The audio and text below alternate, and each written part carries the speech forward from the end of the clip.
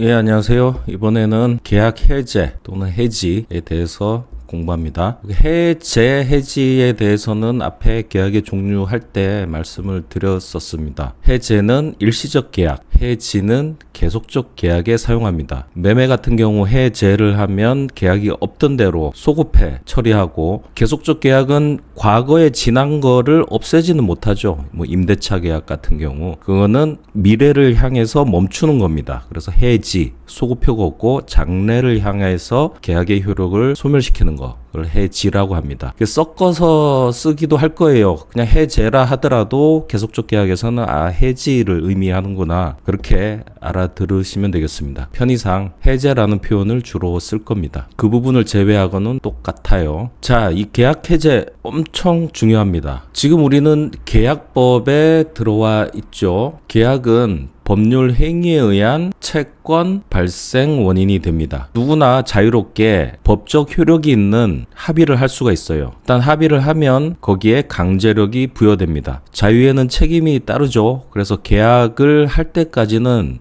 무한한 자유가 있는데, 일단 상대방이 있다 보니까 계약을 통해서 발생한 권리 또한 지켜집니다. 권리의 반대편에는 의무가 있죠. 의무를 이행하지 않으면 강제 이행이 가능하고 손해배상 의무로 변경되기도 하고, 그런 법적 효과가 발생합니다. 따라서 일단 계약을 하면 벗어나기가 어려워요. 계약은 체결할 때는 자유로운데 한번 체결하면 빠져나오는 것은 거의 불가능에 가깝다, 이런 생각을 일단 하셔야 됩니다. 의외로 이 계약의 그 무거움에 대해서 모르시는 분들이 많아요. 쉽게 계약을 하고 쉽게 약속을 하고, 그런데 법적으로는 그렇게 한번 약속을 하면 벗어날 수가 없어요. 그게 원칙이에요. 계약을 하는 것도 자유고 계약을 벗어나는 합의를 하는 것도 자유예요. 근데 어디까지나 그거는 서로 합의를 해서 새로운 법률 효과를 낸 것뿐입니다. 상대가 동의하지 않는 상태에서 내가 혼자서 계약을 벗어나는 건 불가능에 가깝습니다. 그게 이 계약 해제에 대한 논의의 시작입니다. 일단 지금 말씀드린 내용에 여러 힌트가 있어요. 자, 계약 해제, 거기서 이제 해제하는 방법으로 새로운 합의를 하는 건 가능해요. 하지만 우리가 여기 계약 해제에서 배우는 거는 그런 경우를 배우는 게 아닙니다. 그거는 그냥 계약 자유의 연속입니다. 계약 해제의 영역이라기보다 계약 자유, 새로운 계약으로 기존 계약을 가름하는 거, 이거는 계약의 연속이지 본래 의미의 계약 해제, 계약에서의 탈출은 아닙니다. 그래서 여기서 배우는 거는 일방적으로 상대의 동의 없이 계약에서 빠져나오는 그 내용을 배우는 거예요. 그러면 일방의 의사로 계약에서 탈출한다, 뭐가 떠오르십니까? 형성권이 떠오르셔야 됩니다. 계약 해제를 한다는 건 법률 효과 측면에서 이미 발생한 채권을 소멸 또는 소멸로 인한 정산을 하기 위해서 변경되는 거, 이행 청구권이 반환 청구권으로 바뀐다든지 손해배상 청구권이 추가된다든지, 이렇게 이제 변경되는 거, 계약 해제에 담긴 의미는 바로 법률 효과가 달라진다는 겁니다. 그것을 일방적 의사표시를 한다. 그러면 계약을 해제하는 형성권이 작동했다는 거죠. 힌트 나왔죠? 우리가 지금 계약 해제에서 배우는 거는 어느 일방에게 해제권이 생기는 거예요. 해제권은 형성권인 거예요. 형성권은 법에 의해서 생기죠. 그래서 법정 해제권 발생, 이걸 배우는 게 계약 해제 파트가 되겠습니다. 이와 같이 법정 해제권이 한쪽에 생겼을 때 그 법정 해제권 가진 사람이 그거를 탁 던져서 터트린다. 그러면 계약 해제라는 법률 효과가 바바박 이렇게 나게 되는 거예요. 그러면 어느 경우에 법정 해제권이 생기느냐, 굉장히 중요한 쟁점이 되겠죠. 그래서 이 파트에서 여러분은 원칙적으로 탈출할 수 없는 계약, 이거를 일방의 의사표시로 탈출할 수 있는 법정 해제권이 어떤 환경에서 누구에게 발생하는가, 여기에 집중하셔야 되는 겁니다. 그냥 계약 해제하는 거지 이런 식으로 접근하면 안 돼요. 해제권이 생기지 않은 사람이 자기가 해제권이 있다 생각하고 막 해제권을 터뜨린다, 큰일 날 문제입니다. 계약의 규모가 크면 클수록 이 해제의 문제는 어마어마한 결과를 가져와요. 자, 그런데 법정 해제권 공부하기 전에 아까 말씀드린 것처럼 합의 해제 같은 게 있잖아요. 그 합의 해제는 상대가 동의 안 하면 할 수가 없어요. 그거는 계약 해제가 아니라 그냥 새로운 계약일 뿐이에요. 누구의 뭐 책임이라든지 어떤 요건이 필요한 게 아니라 유일하게 상대방과 동의하면 기존 계약에서 나올 수가 있어요. 그건 합의대로 가기 때문에 일반적인 이 계약 해제권의 법리가 적용되지 않아요. 그렇지만 그런 식으로 계약을 빠져나온 방법이 있다. 또 계약에서 빠져나오는 다른 방법은 또 뭐가 있는가? 그래서 계약에서 탈출하는 예들을 앞에서 살짝 본 다음에 오늘의 본론인 법정 해제로 들어가겠습니다. 계약은 하는 것보다 빠져나오는 게 어렵고 중요합니다. 잘 따라오시기 바랍니다. 계약의 구속에서 벗어나는 방법. 이번 테마에서는 법정 해제를 주로 다룰 거예요. 다만 이해를 돕기에 계약 해소되는 다른 예들을 한번 정리해 봤습니다. 예, 오늘 할 거 법정 해제권 뒤에서 자세히 볼 겁니다. 어느 한쪽에 해제권이 발생하면 그거를 행사해서 계약을 없던 것으로 돌리는 겁니다. 대표적인 계약 해제의 형태입니다. 이 법정 해제권은 언제 생기냐면 채무 불이행 때 생겨요. 채무 불이행이 있을 때 그 상대방에게 계약에서 빠져나올 수 있는 형성권을 주는 겁니다. 채무 불이행은 이행 지체가 있고 이행 불능이 있죠. 이 이행 지체에서는 독촉하고 나서 해제권이 발생합니다. 이행 불능은 바로 해제권이 발생해요. 채무 불이행의 경우에 이런 해제권이 발생하기 때문에 고의가실로 인해 이행 지체나 이행 불능이 있는 경우에 상대방에게 이 권리를 주는 겁니다. 고의가실 없이 채무 불이행이 됐다. 이때는 법정 해제권이 생기지 않아요. 이때는 다른 법리로 해소를 합니다. 뒤에 가서 자세히 볼 테니까 넘어가도록 하겠습니다. 약정 해제권 발생. 이 해제권이라는 형성권을 합의로 만들어 줄 수도 있어요. 이건 합의 해제하고 달라요. 요거하고 달라요. 이 합의 해제는 서로 해제 계약을 하고 나서 새로운 계약을 하는데 이 새로운 계약의 내용이 앞에 있던 계약을 없던 걸로 하자. 이런 합의입니다. 요 합의 얼마든지 가능하죠. 여기 계약자의 원칙, 이것도 계약자의 원칙.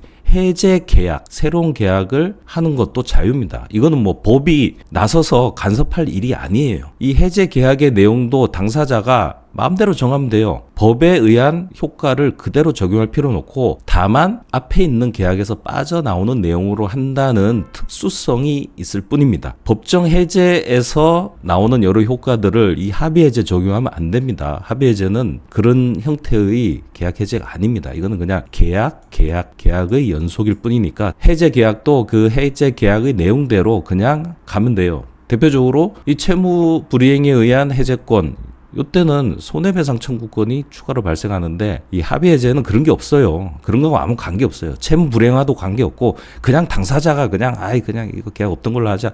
그냥 새로운 계약을 맺은 거예요. 합의 해제는 그렇게 하고 요거는 합의 해제가 아니라 합의로 뭘 주냐면 한 사람에게 약정 해제권이라는 형성권을 주는 거예요. 계약하면서 나중에 어떤 경우에 누가 해제권을 가져라 라고 합의를 하는 거예요. 여기 형성권은 법정 해제권이잖아요. 채무 불이행이 있으면 법이 해제권을 줍니다. 근데 계약자의 원칙상 해제권 자체를 합의로 줄 수도 있잖아요. 누구에게. 이런 경우도 금지되지 않았다. 이거 합의로 해제권 주는 것도 채무 불이행하고는 관계가 없죠. 그냥 당사자가 어떤 경우에 해제권을 가져라. 아니면 그런 거 없이도 그냥 네가 아무 때나 해제할 수 있어. 해제권 가져라. 그렇게 합의할 수 있죠. 이건 법정 해제권과 달리 채무 불이행과 무관하고 그 해제권 요건이 되면 그냥 해제할 수 있습니다. 손해배상 규정도 적용되지 않습니다. 근데 형성권이니까 단독행위로 행사할 수 있고 계약이 없던 대로 돌아가고 이거는 똑같죠. 우리가 여기서 배울 거는 이 채무 불이행의 경우 법에 의해서 해제권이 발생된 거 요걸 중점적으로 배울 거예요. 그 요건은 채무 불이행이다. 근데 채무 불이행하고 아무 관계없이 해제권 자체를 약속으로 줄 수도 있고 해제권을 주는 게 아니라 그냥 서로 새로 합의를 해서 계약을 없던 걸로 할 수도 있고 요런 자유도 인정이 된다. 그리고 다른 파트에서 할 건데 해약금 해제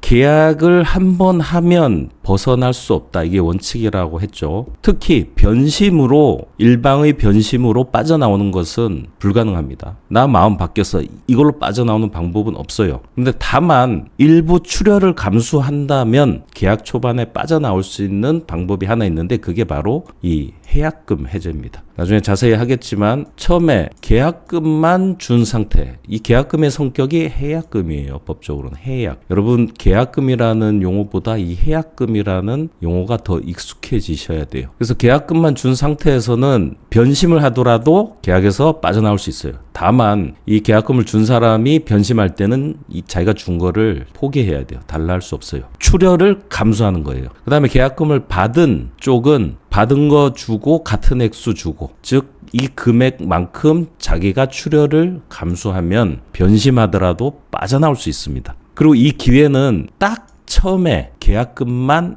받은 상태에서만 이 해약금이 적용돼요. 그 뒤에 중도금이라든지 뭘 일부 더 받았다, 그러면 이 기회조차 없어집니다. 그러니까 처음에 한번 금전을 받았을 때, 그때는 변심하더라도 출혈을 떠안고 빠져나올 기회를 주는 거예요. 그게 해약금이다. 별도 테마에서 배우겠습니다. 채무 불이행과 무관함으로 별도 손해배상, 원상회복, 지연이자 이것도 없어요. 주고받은 그 돈으로 그냥 해결하는 거예요. 자, 지금 우리는 계약에서 빠져나오는 여러 경우들을 보고 있습니다. 그리고 여러분들 의사표시에서 무효취소 배우셨죠?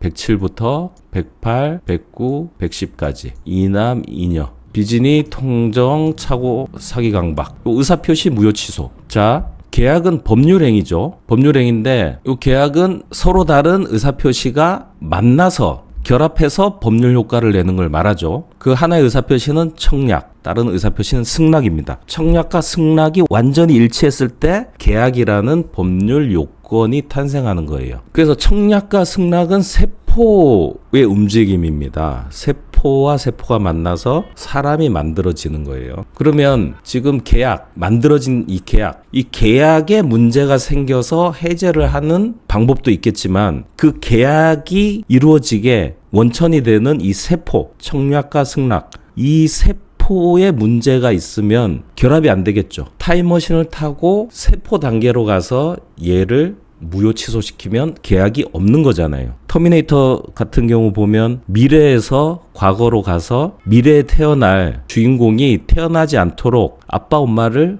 막으려고 하죠. 그거하고 비슷합니다. 근데 우리는 뭐 시간을 돌릴 수가 없으니까 사후에 정산하는 거예요. 계약을 해제하는 거, 그 방법으로 계약에서 빠져나올 수도 있지만 뭐 그게 곤란하다, 그러면 아예 더 원천적인 문제로 가요. 청약과 승낙이라는 의사표시, 법률 사실 단계에서 무효 취소 사유를 찾아서 걔를 날려버리면, 예를 들어 청약을 취소하면, 그럼 청약이 취소되면 청약 없는 승낙만 남으니까 승낙 하나로는 계약이 체결되지 않죠. 계약이 탄생하지 않았는데 계약이 탄생한 것처럼 주고받은 게 있으면 다 원위치 시켜야 되죠. 그런 원리입니다. 즉 계약이 없었던 상태로 하는 방법 중에 이 계약, 이미 성립한 계약을 해제하는 방법도 있지만 더 원초적인 의사표시 단계로 가서 의사표시의 무효 취소 부분으로 결과적으로 계약 성립 이전으로 가는 그런 방법도 있다. 그래서 소송을 하면 한쪽은 계약 해제를 하려고 할 때 상대방이 계약 해제를 당하면 내가 책임을 질 수가 있잖아요. 그러면 더 과거로 가버려요. 이 계약이 원천적으로 무효 취소 사유가 있다. 그러면 계약 성립 이전 단계로 문제를 끌고 가버리죠. 그러면 계약은 성립되지 않은 거기 때문에 성립되지 않은 계약에 대해서 채무 불이행이라는 건 있을 수 없죠. 그래서 채무 불이행 책임을 면할 수도 있는 거예요. 상대가 계약 해제 주장할 때 나는 의사표시의 취소, 요걸로 방어를 할 수 있다는 겁니다.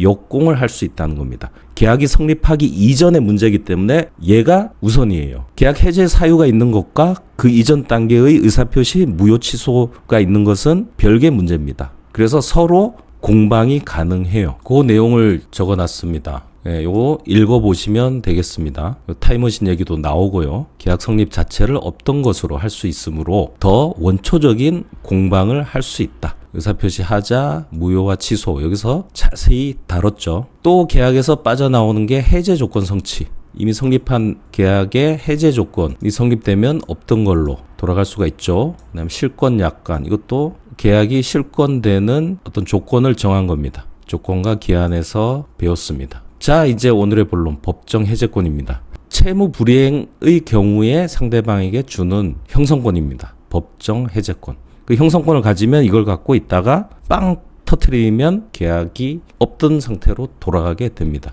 채무 불이행은 뭐냐면 고의 또는 과실로 이행지체 또는 이행불능이 된 상태를 말하죠. 이런 채무자의 잘못에 대해 채권자에게 해제권을 줌으로써 채무자한테 제재를 하는 거예요. 이 계약 해제권과 별도로 손해배상 청구권도 있습니다. 이건 따로 서로 영향을 주지 않죠. 이런 해제권은 법에서 주고 있기 때문에 법정 해제권이라고 합니다. 법률 규정에 의한 해제권 발생, 즉 법률 행위, 즉 계약에 의해서 채권이 발생했더라도 채무 불이행이라는 요건이 갖춰지면 법률 규정에 의해 어느 한쪽에 해제권이라는 형성권을 줍니다. 그리고 그 형성권 행사는 단독 행위예요. 법률 행위. 의사표시를 하죠. 형성권 행사를 하면 계약 해제라는 법률 효과가 또 발생합니다. 이미 지급된 거 있으면 반환 청구권 발생, 그 다음에 손해배상 청구권 발생, 이런 추가적인 법률 효과가 생기는 거예요. 계약하고 해제하는 그 안에 일로에서 법률 효과 났다가 다시 이쪽으로 해서 법률 효과 났다가 이렇게 계속 이 안에서 법률 행위와 법률 규정을 왔다 갔다 하면서 여러 권리들이 생기고 없어지고 바뀌고 이렇게 하죠. 이 안에서 노는 겁니다. 자, 그럼 언제 법정 해제권이 생기느냐? 이게 중요합니다. 간단한데도 현실에서 이게 지켜지지 않아서 낭패를 보는 경우가 많아요. 특히 그 이행지체. 지금부터 법정 해제권이 언제 생기느냐? 여기는 딱 하나만 살펴보세요. 최고. 독촉을 해야 생기느냐? 독촉 없이도 생기느냐? 눈에 안 보이니까 법정 해제권이 생기는 게 만만해 보일 수가 있어요. 그런데 눈에 안 보니까 더 위험해요. 나한테 법정 해제권이 없는데 있다고 착각하고 막 해제하고 이러면 오히려 해제를 당할 수가 있어요. 그 오판에 대한 책임은 굉장히 무겁습니다. 그래서 언제 법정 해제권이 생기느냐? 가장 중요한 요건이 바로 이 최고예요. 이행지체 때는 최고를 무조건 해야만 법정 해제권이 생깁니다. 안 그러면 법정 해제권이 안 생겨요. 몇 년 몇 월 며칠까지 돈 갚아. 근데 그날 안 갚았어. 한 달 동안 안 갚아요. 여러분 해제할 수 있어요? 못합니다. 왜? 최고를 해야 돼요. 최고. 최고를 해야 법정 해제권이 생긴다고. 일주일 안에 갚아. 또 금액이 엄청 많으면 한 달 안에 갚아. 이 기간을 정해서 최고를 하고 그 다음에 이 기간이 지나면 그때 법정 해제권이 내 손에 쥐어주는 거예요. 근데 이 상당한 기간, 이거는 뭐 얼마냐? 채무마다 다 달라요. 그리고 법원이 결정해줘요. 소송이 걸렸을 때. 여러분이 이거를 궁금해 하실 필요가 없습니다. 근데 상당한 기간을 안 주고 최고하면 어떻게 되느냐? 그러면 상당한 기간만큼 지나야 해제권이 생깁니다. 아, 이게 상당한 기간이 아니냐? 법원이 판단해서 이거 상당한 기간이 아니다. 그러면 해제권이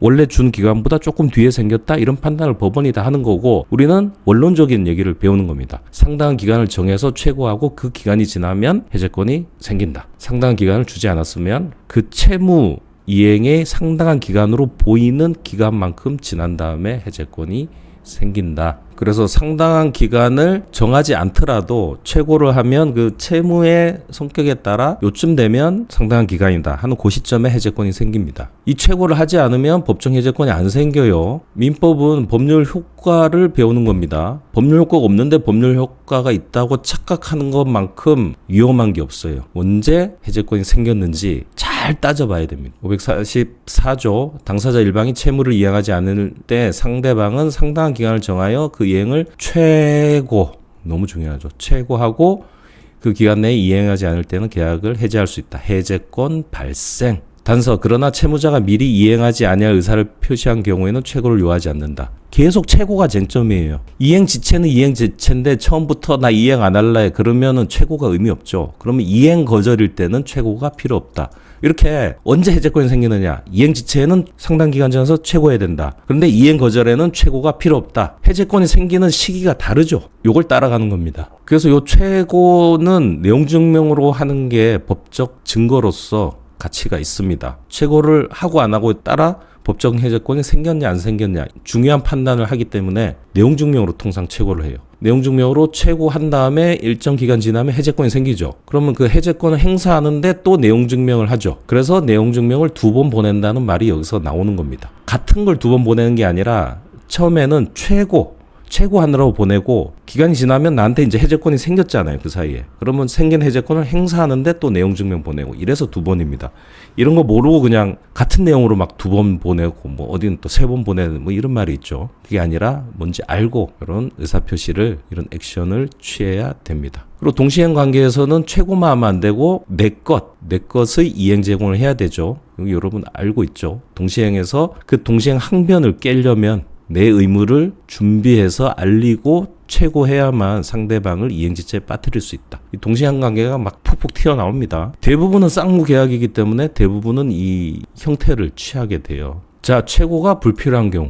쟁점은 최고입니다. 최고. 이행 불능. 불능인데 이행하라고 독촉하는 건 의미가 없죠. 아까 보셨던 이행 거절. 그 다음에 정기행위. 딱 그때 아니면 의미 없는 거. 오늘 12시에 행사하느라고 뷔페를 주문했는데 오늘 3시에 뷔페가 왔다. 행사 끝난 다음에. 의미가 없죠. 이거는 독촉이 의미가 없죠. 이 기간 정해진 기한을 지나는 순간 바로 해제권이 생깁니다. 요 3가지. 이행불능, 이행거절, 정기행위. 독촉 필요 없습니다. 최고 여부가 중요한 경우. 실제 사례를 제가 소개할 건데 여러 테마가 등장해요. 이 주문은 읽어보시고요. 제가 자문하던 회사가 있어요. 이 회사가 B로부터 20억 상당의 토지를 매수하는 계약을 했어요. A가 B로부터 토지 매수 20억 토지.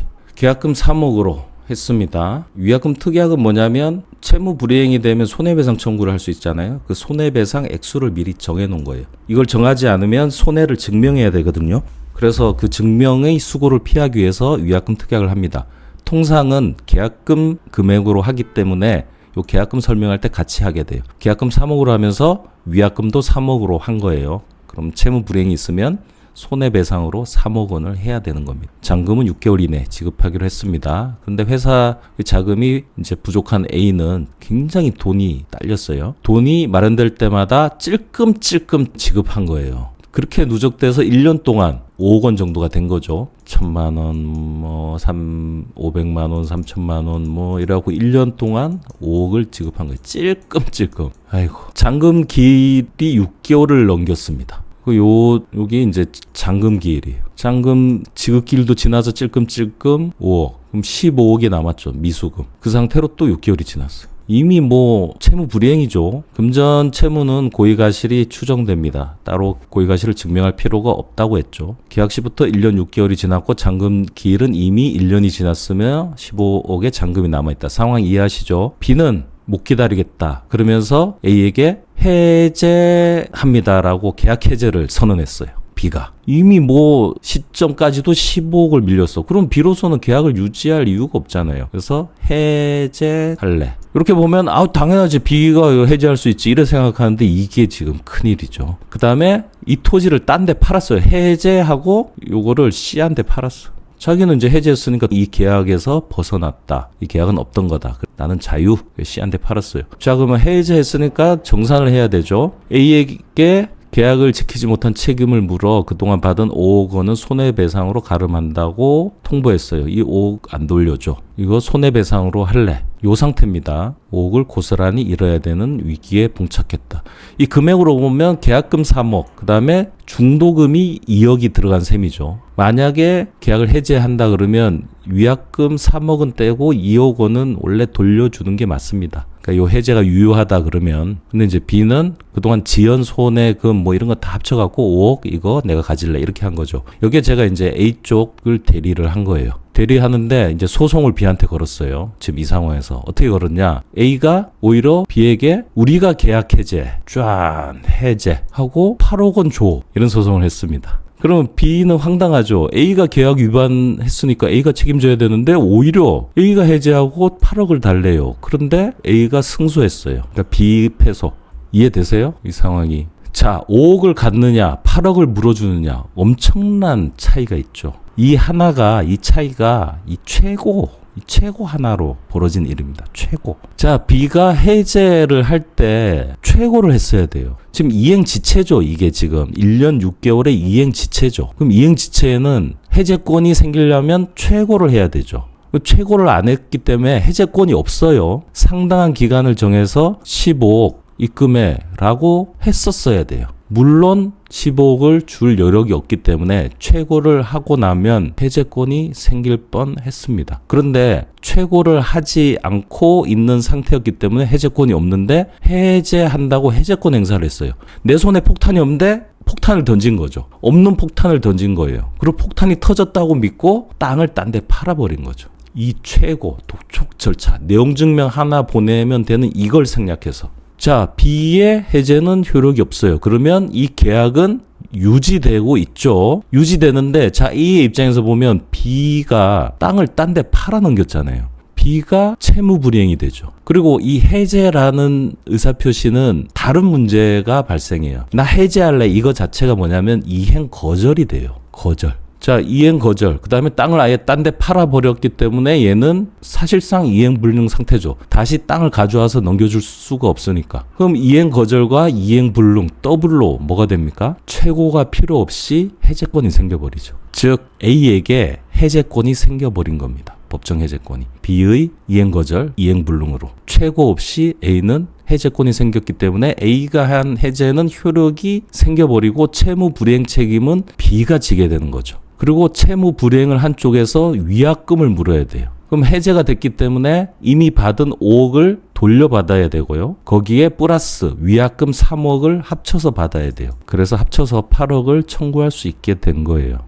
B는 이 땅을 딴 데 팔아서 돈을 벌었어요. 5억은 원래 받았던 돈이니까 자기 돈 3억이 이제 나간 거죠. 이 최고 하나의 가격이 3억이 된 거죠. 여긴 3억인데 더 큰 계약에서는 어떻겠습니까? 제가 이 사례를 굳이 말씀드리는 건 최고가 그만큼 중요하다. 최고를 해야 법정 해제권이 생기는 경우, 최고 없이도 생기는 경우를 잘 구별하셔라. 예, 요거를 다 설명을 드린 겁니다. 받은 돈 5억에 위약금 3억, 그다음에 5억에 대해서는 받은 날부터 이자, 이 뒤에 이제 반환하는 방법입니다. 그럼 실제는 8억보다 더 많아지죠. 받은 날부터 이자를 물어줘야 되니까. 그래서 계약 해제권은 형성권입니다. 누가 핵폭탄을 갖느냐, 이만큼 중요해요. 그래서 해제권이 언제 누구에게 주어지는지 명확히 알아야 됩니다. 최고가 필요하냐 안 하냐 그 차이입니다.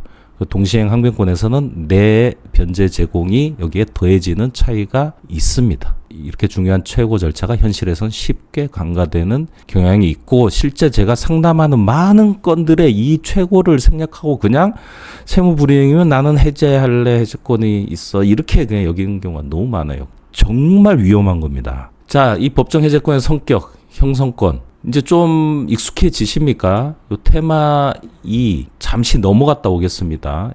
교재 19페이지 까마득하시죠? 권리를 작용에 따라 분류할 때 이런 분류가 있습니다. 지배권, 청구권. 이건 물권이고 이건 채권, 항변권, 동시행 항변권 우리 알고 있죠? 그 다음에 형성권. 일방적 의사표시로 법률 효과를 발생시키는 권리. 그래서 따로 분류해서 자세히 그때 설명을 했었습니다.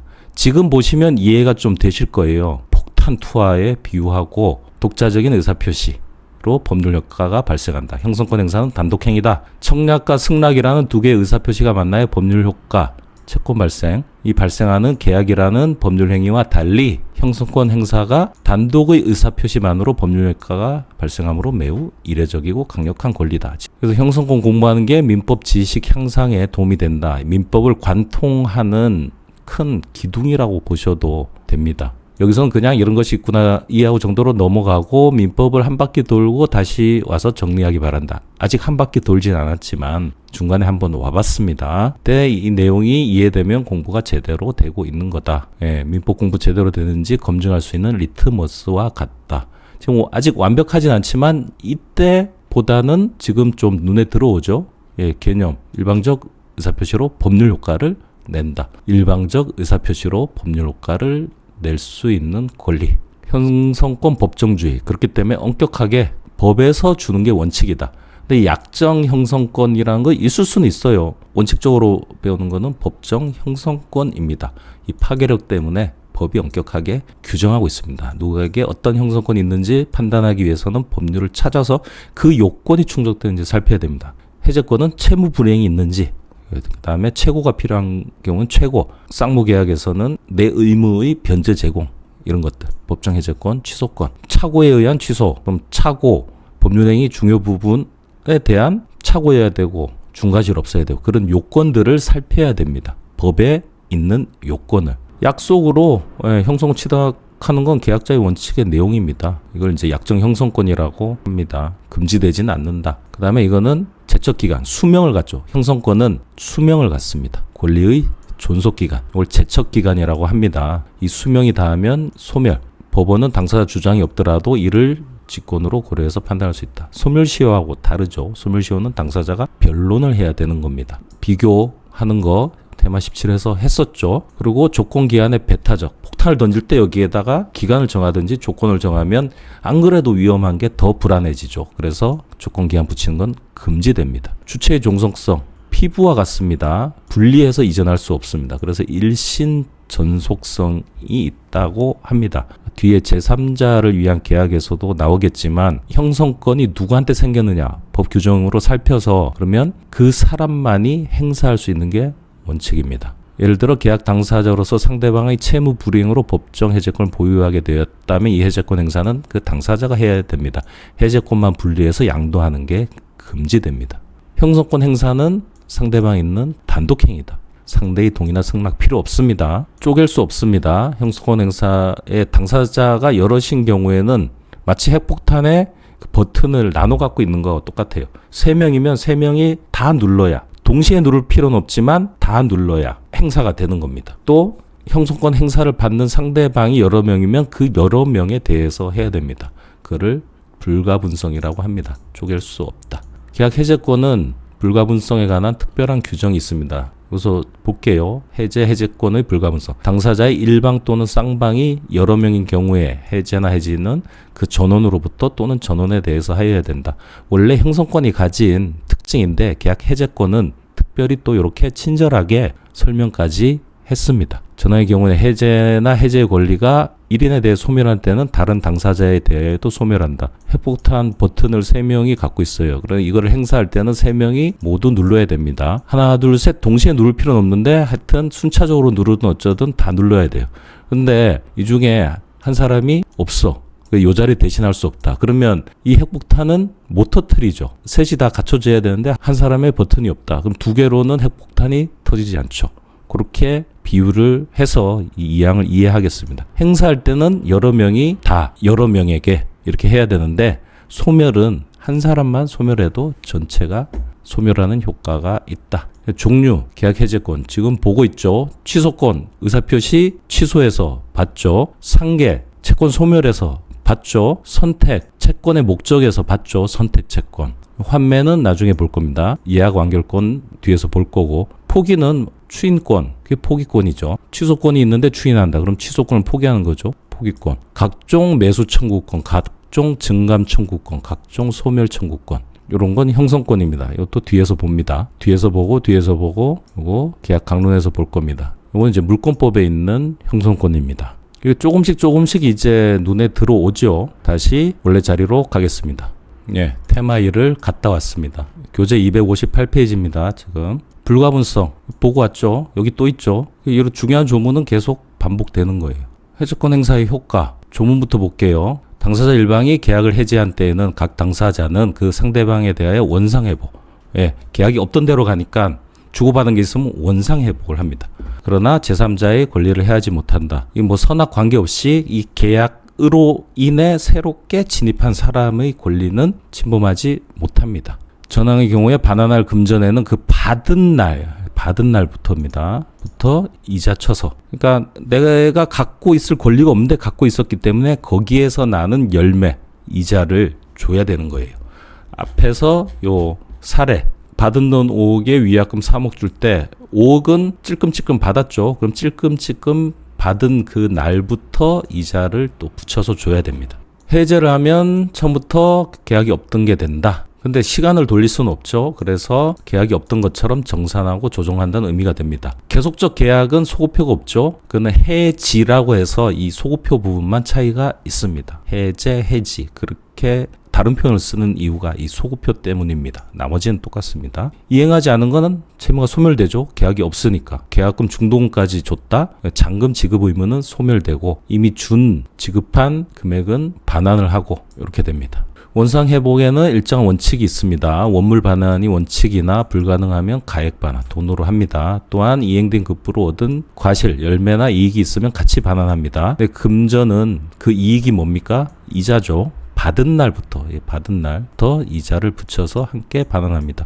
수송할 때 이 받은 날 명시하고 그때부터 몇 프로 소장을 작성해요. 이 금액이 쏠쏠합니다. 그래서 언제부터 붙느냐, 이 받은 날이 실무상 되게 중요해요. 물건은 당연히 복귀. 만약에 부동산 소유권 이전 등기까지 이루어졌다. 그럼 해제하는 순간 소유권 넘겼는데 해제하는 순간 집 등기는 여기 남아있죠. 아직 나중에 등기를 말소해야 되죠. 등기소 가서. 그러니까 해제한 것과 등기 말소 사이에 시차가 있죠. 그 시차는 어떻게 해석하느냐? 당연히 복귀한다. 이 무슨 말이냐면 등기는 B한테 있지만 법적으로는 A 거다. 그러면 이 등기는 그냥 낙서, 실체적 권리하고 관계없는 낙서가 된다. 이겁니다.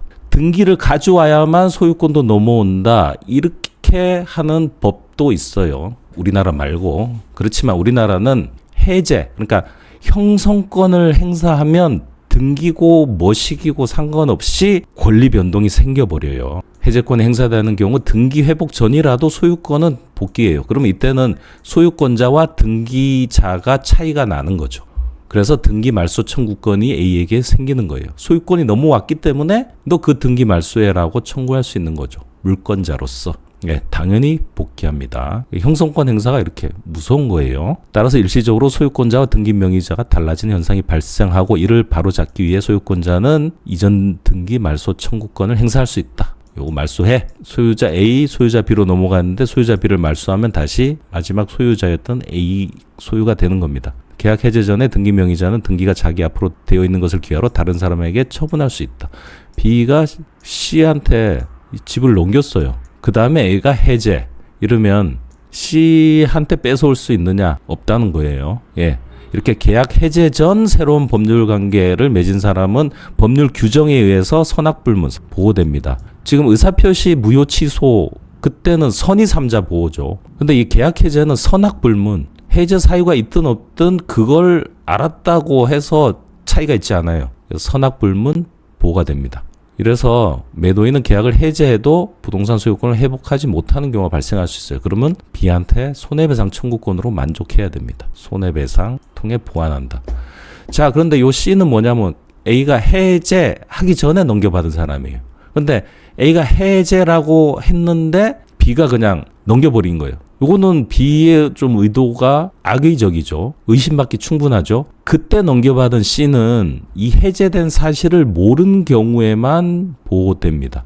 이게 판례예요. 일단 법률 규정에서는 A가 해제하기 전에 넘겨받은 C는 선악불문 보호된다고 되어 있어요. 이건 법 규정. 그러면 이 법률 규정으로 커버 못하는 게 뭐냐면 A가 해제했는데 B가 넘긴 경우를 말해요. 요거는 지금 법률 규정이 없는 거예요. 근데 사건이 걸린 거죠. 아니 A가 해제했는데 B가 A한테 넘겨주기 싫어. 다른 사람 찾아서 팔아버렸어. 민법도 이런 경우까지 예상은 못한 거죠. 그래서 이제 사건이 걸렸고 법원은 이 경우에는 C가 해제된 사실을 알았으면 보호하지 마라. 근데 해제된 사실을 모르고 받았으면 보호해라. 그래서 선의 삼자 보호. 선의 삼자는 보호하라. 이게 판례입니다. 돈 받은 게 있으면 주고 소유권 이전 등기 있으면 돌려받고. 이거는 동시행 관계다. 이거 동시행해서 했던 겁니다. 그 다음에 손해배상은 별도. 자, 삼자 보호 문제. 법률 규정에 의해서 계약 해제 전 삼자는 선악불문 보호, 계약 해제 후 삼자는 선의인 경우만 보호. 이 두 개 구별하세요. 이거 객관식 내기 너무 좋잖아요. 이 전이냐 후냐. 생각해 보시면 이해가 되시죠? 해제 전에 받은 사람은 이 계약 해제 사유가 있다는 걸 알고 모르고 그렇게 엄청 지위가 달라지는 건 아니에요. 왜냐하면 해제 사유가 있다고 해제 안 할 수도 있고 그런 걸 미래를 예측해서 얘가 행동을 정할 필요는 없잖아요. 그래서 선악불문 보호됩니다. 근데 해제한 다음에 넘겨받을 때 이때는 빼돌리는 거잖아요. 이때는 선의 삼자만 보호합니다. 사례 연습. 요날 1억 원의 주택을 매매하기로 하고 1,000만 원 계약 당일 지급하고 중도금 4천, 잔금 5천, 소유권 이전, 잔금과 함께 동시행. A는 계약 당일 계약금, 그 다음에 10월 1일 중도금 지급했어요. 다만 기존에 새들어 살던 집에서 일찍 이사를 나와야 하는 관계로 매도인 B에게 부탁하여 잔금 지급일 이전에 소유권을 이전받고 이사도 완료했습니다. 잔금 주기 전에 먼저 들어가 살았던 거예요. 그런데 A는 잔금 지급일까지 잔금을 못 줬어요. 들어와 살면서 잔금을 어긴 거죠. 그러자 B는 내용증명으로 일주일 이내에 잔금을 지급해달라고 촉구. 최고했네요. 이행지체가 되니까 최고했어요. 그러면 해제권이 생깁니다. A는 그 기간 내에도 잔금을 지급하지 못했어요. 그러니까 해제권을 행사하고 원상회복으로 주택의 소유권을 반환해달라고 요구했습니다. 해제권 생긴 거 맞죠? 예. 그 다음에 해제했기 때문에 반환 청구권 행사. 근데 A는 계약이 해제된 후에 C에게 해제된 이후 C에게 넘겨버렸네요. 그 A가 계약 사실 숨겼기 때문에 C는 이걸 몰랐어요. 선의 삼자네요. C는. 그 B가 이 C한테 돌려달라고 합니다. 거부할 수 있는가? 거부할 수 있죠. 예. 해제 이후인데 선이니까. 만약에 해제 사실 알았으면 돌려줘야 됩니다. 나머지를 읽어보시면 되겠습니다. 해제권 소멸, 제척기간 10년. 다른 말이 없으면 형성권은 10년의 제척기간을 가져요. 근데 요런 조문이 있어요. 해제권 행사 여부를 최고권. 해제권 행사의 기간을 정하지 아니한 때 상대방은 상당한 기간을 정하여 해제권 행사 여부의 확답을 최고하고 통지를 받지 못한 때 해제권 소멸한다. 상대방이 불안하니까 너 해제할래 안 할래 이렇게 이제 통지를 한 다음에 상대가 해제 통지를 하지 않으면 해제권이 없어지는 걸로 해서 빨리 법률 관계를 안정시킵니다. 해제권자의 잘못으로 계약 목적물이 현재 훼손되거나 반환할 수 없게 된대. 해제권 가진 사람의 어떤 잘못으로 그런 일이 발생될 때 해제권 소멸합니다. 그래서 최고로도 없어질 수 있고 이런 경우도 없어질 수 있다. 해제권 소멸이라는 법률 효과를 내는 좀 특수한 이런 예가 있다. 예, 해제권, 법정 해제권 공부하면서 형성권을 한 번 더 살펴봤습니다. 연습 문제 중에 요 4번 한번 볼까요? 계약이 합의 해제된 경우. 이 합의 해제는 우리가 여기 말하는 통상적인 그런 해제를 말하는 게 아니라 그냥 새로운 계약의 연속이죠. 그렇기 때문에 채무 불이행을 전제로 하는 법정 해제권하고는 관계가 없습니다. 특약이 없는 한 반환할 금전에 이자를 붙여 지급할 의무가 없다. 반환 금전에 이자 지급하는 거는 법정 해제의 경우에 적용되는 겁니다. 합의 해제는 그냥 합의 내용대로 하면 돼요. 합의 해제를 별도로 우리가 법에서 공부할 건 아니고 그냥 니들이 알아서 정해서 해. 이게 합의 해제예요. 여기도 그렇죠. 계약이 합의 해제된 경우 다른 사정이 없으면 채무 불이행으로 인한 손해배상을 청구할 수 없다. 합의 해제는 채무 불이행하고 아무 관계가 없어요. 예. 법정 해제권은 채무 불이행으로 생기니까 손해배상 같은 게 발생하지만 합의 해제는 채무 불이행하고 관계가 없습니다. 무슨 손해를 배상하라. 요 11번 중요합니다. 계약이 적법하게 해제된 후에도 착오를 원인으로 그 계약을 취소할 수 있다. 이제 해제와 의사표시 취소 요거를 이제 이해하고 있는지에 대한 건데 A하고 B가 계약을 했어요. 이제 집을 팔았다고 해봅시다. 집을 1억 원 돈. 이러니까 B가 이 돈을 안 줘서 A가 최고한 다음에 해제를 했어요. 이 계약 해제. 이 계약을 없던 걸로 하자. 계약의 해제. 이미 태어난 계약이 아픈 거예요. 그러면 이 계약을 해제하면 B의 입장에서는 A의 해제권 행사에 따른 책임을 져야 되죠. 손해배상 의무도 생기고. B의 입장에서 이 해제로 다투는데 승산이 없어요. 채무 불이행을 했고 최고를 했으니까 해제를 당하는 건 기정사실이다. 그때 아이디어를 냅니다. 내가 승낙한 의사표시, 승낙의 의사표시가 109조 요건이 돼 또는 110조 요건이 돼. 착오 사기 강박에 의해서 내가 승낙의 의사표시를 했어. 그러니까 계약이 성립하기 전 단계로 가서 이 의사표시 하자를 주장하는 거예요. 이미 성립한 계약이 불이행돼서 해제한다는 공격을 받으니까 그 전 단계 의사표시 단계로 넘어가서 하자가 있어. 요걸 다투는 겁니다. 이 하자가 있으면 계약 성립에 지장이 있죠. 그래서 B가 승낙의 의사표시 취소 이걸로 맞대응을 한 겁니다. A는 해제, 그 다음에 해제로 인한 너의 책임을 져. 그러니까 B가 취소를 하면 처음부터 계약은 성립하지 않았기 때문에 채무 불이행도 없기 때문에 해제도 없어. 너의 권리는 없어. 이렇게 맞대응을 하는 겁니다. 이게 가능합니다. 이렇게 싸우는 경우도 있고 A 입장에서 해제, 그 다음에 취소 사유가 A한테 있어서 취소. A가 두 개의 권리를 다 쓸 수도 있어요. 또는 서로 권리를 나눠 갖고 싸울 수도 있고 서로 권리를 나눠 가졌을 때는 이 의사표시가 계약 성립의 전 단계이기 때문에 이게 우선하게 됩니다. 해제로 인한 불이익을 피하기 위해 계약 성립 자체가 무효 또는 취소임을 주장할 수 있습니다. 계약은 이미 태어난 사람이라 보고 의사표시, 청약, 승낙, 의사표시 하자는 이 사람이 만들어지기 전 세포 단계의 이야기다. 이렇게 보시면 되겠습니다. 태어나지 않은 사람이 질병에 걸릴 수가 없잖아요. 그런 비유를 할 수 있겠습니다. 매매 계약이 해제되기 전에 새로운 법률 관계를 체결한 자는 선악불문 보호죠. 예, 해제되기 전에는 선악불문 보호입니다. 계약 해제 꼭 문제가 나오니까 잘 정리해 두시길 바랍니다. 그 다음에 법정 해제 이외에 계약에서 빠져나오는 저런 예들은 모아서 공부하는 것도 의미가 있고 실무적으로도 알아놓으시면 유용한 지식이 되겠습니다. 오늘 여기까지 하겠습니다. 고맙습니다.